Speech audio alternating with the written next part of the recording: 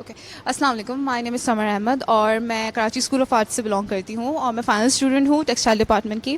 मैंने जो है थीसिस अपना मेरा जो फाइनल टॉपिक था थीसिस का वो मैंने लिया है पोमीग्रेनेट।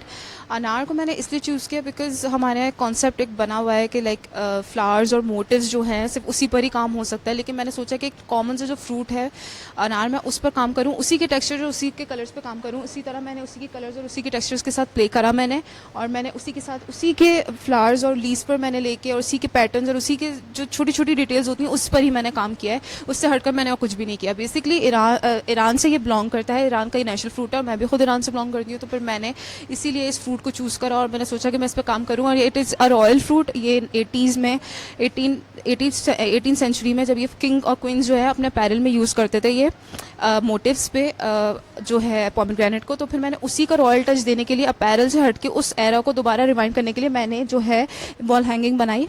वॉल हैंगिंग मैंने बनाई, उसके अंदर मैंने एम्बेलिशमेंट्स और एम्ब्रॉयडरी और प्रिंट जो है मैंने पूरा खुद करके उसको मैंने थोड़ा सा न्यू लुक टच देके उसको जो है मैंने अपना तरह से एग्जीक्यूट किया।